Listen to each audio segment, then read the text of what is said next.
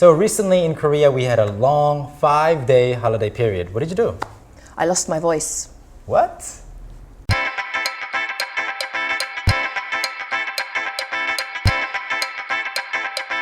Hi, I'm Hyunwoo from TalkToMeInKorean.com, and this is Yeni. Interning with Talk to me in Korean. Until Tomorrow. She's leaving. You're fired. Go home. Just kidding. Yeni, thank you so much for your hard work. Thank you for having me. This is not the last video that Yeni and I will film together, so Yes. you will see her a couple more times on this channel. But Yes. please do note that this is her second to last day, so Yes. she's pretty sad and Yes. depressed. Yes. And you know, everything sounds like a bad idea. But today we're gonna sit down and talk about the Chuseok holidays. Yes. Right? Yeah. What is Chuseok basically? It's Korean Thanksgiving. That's right, basically. It's not Thanksgiving in Korea. It's something similar to Thanksgiving. So 영어로 바꾸면 네. Korean Harvest Festival in a way. Yeah, yeah. So anyway, 한국어로 in Korean it's Chuseok. And I went back to my hometown, which is Gwangju. Like usually 2 hours away by train, 3.5 hours by bus if you drive the same distance. But a lot of people traveled, Seokjin traveled to Pohang, Yeah. and you don't have a hometown city here in Korea, so No. you didn't travel, right? No, I didn't. I actually stayed in Seoul and I met up with some friends. I went to karaoke. You know, the usual things that foreigners do. Yeah. So let's talk about that, the usual things that foreigners do here in Seoul, Yes. usually when it's Chuseok or Seollal, the two major traditional holiday periods in Korea, because basically Seoul is empty, right? Yes. A lot of people crowd the airports to leave the country for 3-4 days. And for that reason, and also for the reason of people like me traveling down to their hometowns, nobody's here. The Yes. streets are empty, the stores are closed. So what are some things that you can do as a foreigner here in Seoul? So one of the first things that I did was quite a lot of universities run like programs for foreigners or parties for foreigners who are staying in Seoul alone. Really? And would like to celebrate Chuseok. Yep. Wow. I didn't actually go to one of those because I overslept, but I heard they are really, really good and they are quite cheap as well. And because you have a large amount of foreigners who are not doing anything during the Chuseok period, I see. there's a lot of people and it's a good chance to meet other foreigners as well. Well, as much as the idea of going to a party for foreigners in Chuseok during Chuseok sounds like a good idea, I think oversleeping for anything over Chuseok is also a good idea. Yes. Because you know you have the perfect opportunity to just sleep in and It's called a break for a reason. You need to rest. yes, because most Koreans who have to travel, they don't get a break. Exactly. Yeah. All right, and then what else did you do other than not going to the party? I slept when I didn't go to the party. The following day, I believe, my flatmate, so I'm in a homestay at the moment and I stay with a Korean family. I also have other foreign flatmate, she's from Malaysia. So what we did was she had some of her classmates from Yonsei and they all wanted to go to a picnic. So she invited me and I believe every single other person in her class invited one person, which meant 13 people invited one person. I see, each. Yes, exactly. So we had 26 of us going for a picnic at Hangang, and it was actually really, really nice. We all ate chicken, and then we rode bikes afterwards, and then I believe we stayed for so long that we actually went out for dinner. I see. I guess the ratio of foreigners ordering chicken on that day or during that period went up really, really like Oh, most a lot. definitely. Most definitely. Yeah. Was the park crowded? After 3 p.m., yes, it was. And there were quite a lot of Korean families, surprisingly, that came.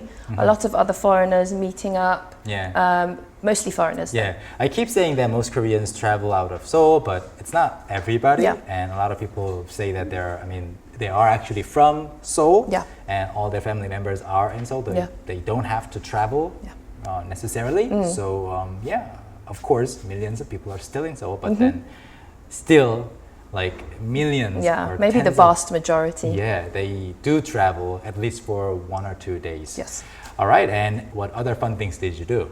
So I have a few Korean friends in Korea, and one of them invited me to her sister's house to have like another Chuseok dinner, and just to talk, you know, socialize, that kind of thing. We went to Bukhansan, and there are some nice cafes near my friend's house. So we had coffee there, and we had a few drinks.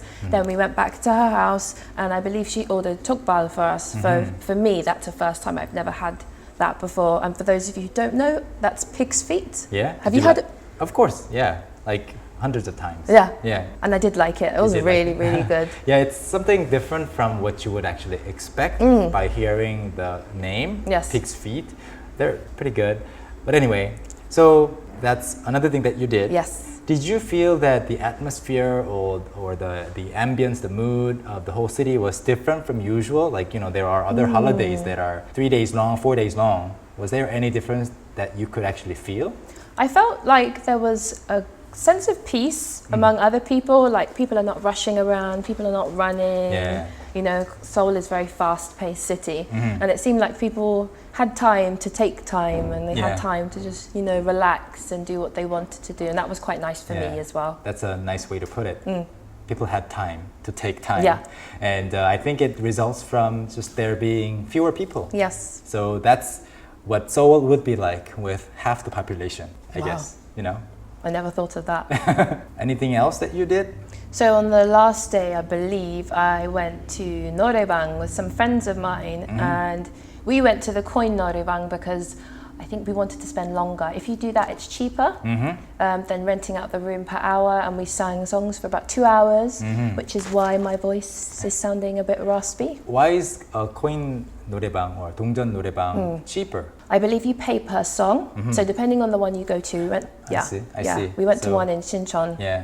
A lot of people actually rent the rooms per hour, and then they end up just finishing all the songs early so that they can cram as many songs as possible into one session. Yes. But if you are the type of person who likes to actually finish song, which you did, obviously in the video that we just saw, you might want to actually choose 동전 노래방, coin 노래방. If you really, really like singing, or you just want to let your heart out, you know, throw a few ad-libs in there, then I would suggest coin 노래방 as well. I see. So Yeni, if you're given a chance to experience Chuseok once again, would you do the same things, or is there anything that you would have done differently? I think I can think of two things. The first would be I would go to the foreigner party. I would sleep early and wake up on time. In fact, it wasn't even that early. So I see. Yes, I would go to that. The second thing would be I would stay at the 노래방 for longer. I see. Well, you did one of them. Yes. Sort of. Sort of, yes. And then you almost did the other. But definitely come back to Korea. Oh, I will. I think a good experience that you might actually have is being invited to, I mean, you were already invited to a family dinner. Yes. But if you could actually travel down somewhere. Oh, wow, yeah. Like, because I was in China for one 설날, one Lunar New Year holiday, like many years ago, 10 years ago. And then I actually traveled with a friend that I had just met to her family's house, like big family, you know. She had like their grandparents and uncles and aunts, and she was so like interested in Korean culture. She wanted to bring a Korean friend to her house, to her grandparents' house. Wow. Everybody was looking at me. I didn't know any Chinese. It was a really fun experience. But I hope you can actually get to experience something like that. What actually goes on in a Korean household during Chuseok. I hope so too. Yeah. All right. So if you want to follow Yeni's future adventures, she has an Instagram. So we'll link it down below, and we'll of course post more videos with Yeni. Yay. Interesting topics coming up. So please stay tuned.